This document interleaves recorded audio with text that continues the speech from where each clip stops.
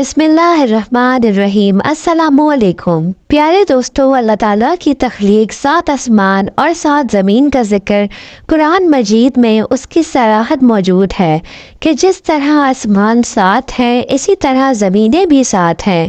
اللہ تعالیٰ نے ارشاد فرمایا، اللہ ایسا ہے جس نے 7 آسمان پیدا کیے اور انہی کی طرح زمین بھی 7 پیدا کی۔ سارے جہانوں کا پیدا کرنے والا ایک اللہ ہے اور وہی عبادت کا مستحق ہے، اس کے سوا کوئی معبود حقیقی نہیں۔ یہ وہ حقیقت ہے جس کی دعوت نہ صرف رسول صلی اللہ علیہ وسلم نے ساری امت کو دی، بلکہ پچھلے تمام انبیاء علیہ السلام کی دعوت اور آسمانی شریعتوں کا اصل محور بھی یہی وحدانیت کی تعلیم رہی ہے۔ پیارے دوستو، حضرت محمد صلی اللہ علیہ وسلم کے لائے ہوئے دین اسلام کی اصل اساس بھی یہی وحدانیت ہے، یعنی اللہ تعالیٰ کو ایک مانا جائے۔ اس کائنات میں اللہ تعالیٰ نے توحید پر دلالت کرنے والی بے شمار نشانیاں پھیلا دی ہیں اور پھر ان میں غور و فکر کرنے کی دعوت دی ہے۔ اس سلسلے کی ایک جامع ہدایت سورہ بقرہ آیت میں ہے، جہاں اللہ تعالیٰ ارشاد فرماتا ہے، بلا شبہ آسمانوں اور زمین کی پیدائش میں، رات و دن کے ہیر پھیر اور پہم ایک دوسرے کے بعد آنے جانے میں، ان کشتیوں اور جہازوں میں جو انسانوں کے فائدے کی چیزیں لے کر سمندروں میں چلتی پھرتی ہے، بارش کے پانی میں جسے اللہ آسمان سے برساتا ہے، پھر اس سے مردہ زمین کو زندگی بخشتا ہے اور زمین میں ہر قسم کی جاندار مخلوق کو پھیلاتا ہے۔ ہواؤں کی گردش میں اور ان بادلوں میں جو آسمان و زمین کے درمیان تابع فرمان بنا کر رکھے گئے ہیں، بے شمار نشانیاں ہیں ان لوگوں کے لیے جو عقل سے کام لیتے ہیں اور غور و فکر کرتے ہیں۔ پیارے دوستو، اس آیت میں اللہ تعالیٰ نے اپنی جن نشانیوں میں عقل مندوں کو غور و فکر کی دعوت دی ہے، ان میں سب سے پہلے زمین و آسمان کی پیدائش کا ذکر ہے۔ پیارے دوستو، آسمان و زمین کی پیدائش کا ذکر اور ان میں غور و فکر کی دعوت قرآن پاک کی اور بھی آیات میں ہے۔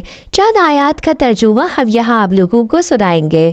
اللہ تعالیٰ وہ ہے جس نے آسمانوں کو بغیر ستوروں کے بلند کر رکھا ہے کہ اسے تم دیکھ رہے ہو۔ اللہ نے آسمانوں کو بغیر ستوروں کے پیدا کیا، تم انہیں دیکھ رہے ہو۔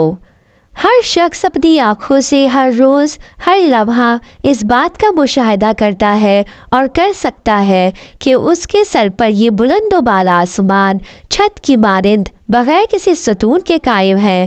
کیا دنیا میں آج تک کسی انسان نے ستون کے بغیر کوئی عمارت قائم کی؟ اور کیا عقل انسانی اس کا تصور کر سکتی ہے؟ اور کیا ایسا ممکن بھی ہے؟ لیکن اللہ کی قدرت کا یہ عظیم شاہکار کیا اس بات کی دلیل نہیں کہ اس کا کوئی پیدا کرنے والا ہے اور وہ بہت بڑی قدرت و طاقت کا مالک ہے؟ کیا اللہ کے بارے میں تمہیں شک ہے جو آسمانوں اور زمین کا پیدا کرنے والا ہے؟ اے لوگو، اپنے اس رب کی عبادت کرو جس نے تمہیں اور تم سے پہلے کے لوگوں کو پیدا کیا تاکہ تم پرہیزگار بن جاؤ، جس نے تمہارے لیے زمین کو فرش اور آسمان کو چھت بنایا اور آسمان سے بارش کو برسایا، پھر اس سے تمہاری روزی کے لیے پھل نکالے۔ بس جانتے بوجھتے اللہ کے لیے شریک مقرر نہ کرو۔ اور ہم نے ہی آسمان کو محفوظ چھت بنایا، لیکن لوگ اس کی نشانیوں سے منہ موڑتے ہیں، یعنی اللہ کی قدرت کی عظیم نشانیوں میں غور و تدبر نہیں کرتے، لیکن اس سے منہ موڑے گزر جاتے ہیں۔ اللہ تعالیٰ کا ارشاد ہے، اللہ ہی ہے جس نے تمہارے لیے زمین کو ٹھہرنے کی جگہ اور آسمان کو چھت بنایا اور تمہاری صورتیں بنائی اور بہت اچھی بنائی اور تمہیں عمدہ چیزیں کھانے کو دی۔ یہی اللہ تمہارا پروردگار ہے، پس اللہ بہت ہی برکتوں والا اور سارے جہانوں کا پروردگار ہے۔ پیارے دوستو، زمین کو اللہ تعالیٰ نے ٹھہرنے کی جگہ جائے قرار بنایا، یعنی اس قابل بنایا کہ اس زمین پر انسان زندگی گزار سکے اور اس میں قیام کر سکے۔ اسے نہ اتنی سخت بنایا کہ انسان سردی گرمی سے بچنے کے لیے اس پر گھر وغیرہ تعمیر نہ کر سکے، اور نہ اتنی نرم بنایا کہ کوئی چیز اور خود انسان اس پر ٹھہر ہی نہ سکے۔ پھر اس زمین پر اسی اللہ نے اپنی حکمت سے مضبوط پہاڑ رکھ دیے تاکہ اس کا توازن برقرار رہے اور وہ نوح انسانی کے بوجھ سے ادھر ادھر نہ ڈولے۔ ارشاد باری تعالیٰ ہے، اور اس نے زمین میں پہاڑ گاڑ دیے تاکہ تمہیں لے کر نہ ہلے، اور نہریں اور راہیں بنا دی تاکہ تم منزل مقصود کو پہنچو، اور پھر بہت سی نشانیاں مقرر فرمائی، اور ستاروں سے بھی لوگ راہ حاصل کرتے ہیں۔ تو کیا جو پیدا کرتا ہے اس جیسا ہے جو پیدا نہیں کر سکتا؟ کیا تم بالکل نہیں سوچتے؟ آسمان قدرت الہی کا اس اعتبار سے بھی مظہر ہے کہ وہ نہایت بلند ہے۔ اس کی بلندی کا صحیح ادراک انسانی عقل شاید نہ کر سکے۔ اس نیل کو آسمان کے نیچے بے شمار کواکب اللہ کے حکم سے گردش کر رہے ہیں۔ کرہ ارض پر انسانی زندگی کی بقا اور اس کی منفعت کی پیش نظر چاند، سورج دو اہم سیارے ہیں جن کی گردش سے لیل و نہار اور سال کے موسموں کی تبدیلی واقع ہوتی ہے۔ سورج اور چاند کے علاوہ اس آسمان دنیا کو اللہ نے بے شمار ٹمٹماتے ستاروں سے مزین کر دیا ہے، جو نہ صرف آسمان دنیا کی زینت ہے بلکہ وہ رات کی تاریکی میں راہ چلتے مسافروں کو راستہ دکھاتے اور صحیح سمت میں تعین کرنے کا فریضہ بھی انجام دیتے ہیں۔ سورہ ملک کی آیت 1 تا 5 پڑھیے اور اس میں غور کیجیے کہ کس طرح اللہ تعالیٰ کی عظمت و بلندی اور اس کی عظیم قدرت و سلطنت کا بیان ہوا ہے۔ ارشاد باری تعالیٰ ہے، بہت بابرکت ہے وہ اللہ جس کے ہاتھ میں بادشاہت ہے، اور وہ ہر چیز پر قدرت رکھنے والا ہے، جس نے موت اور زندگی کو اس لیے پیدا کیا تاکہ تمہیں آزمائے کہ تم میں سے کون اچھے کام کرتا ہے، اور وہ غالب اور بہت زیادہ بخشنے والا ہے۔ اسی نے 7 اوپر تلے آسمان بنائے۔ تو اے دیکھنے والے، تو دوبارہ نظر ڈال کر دیکھ لے، کیا اس میں کوئی شگاف بھی نظر آ رہا ہے؟ پھر دو بار نظر لوٹا کر دیکھ، تیری نگاہ تیری طرف عاجز اور تھکی ہوئی لوٹ آئے گی۔ بے شک ہم نے آسمان دنیا کو چراغوں یعنی ستاروں سے مزین کیا اور انہیں شیطانوں کے مارنے کا ذریعہ بنا دیا، اور شیطانوں کے لیے ہم نے دوزخ کا جلانے والا عذاب تیار کر دیا۔ اسی طرح ایک دوسری جگہ ستاروں کا ایک فائدہ یوں بیان ہوا، اور ستاروں سے وہ لوگ راہ پاتے ہیں۔ پیارے دوستو، چاند کرہ ارض سے قریبی سیارہ ہے جو لگتا ہے کہ ہم سے نہایت قریب ہمارے سروں پر ایک چھوٹی سی ٹکیا کی مانند معلق ہے۔ کیا کوئی اندازہ کر سکتا ہے کہ اس کا حجم اور زمین سے اس کی مسافت کیا ہے؟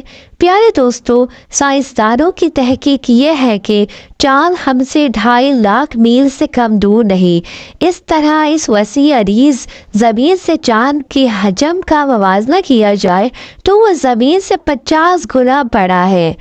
سورج کے بارے میں یہ سائنسدان کہتے ہیں کہ وہ کرہ ارض سے 13 لاکھ گنا بڑا اور زمین سے تقریباً 149.6 ملین کلومیٹر دور ہے۔ سورج ہی کی طرح بلکہ اس سے کئی گنا بڑے اور سورج سے بے انتہا بلندی پر بے شمار کواکب اللہ کے حکم سے اپنے اپنے مدار پر گردش کر رہے ہیں۔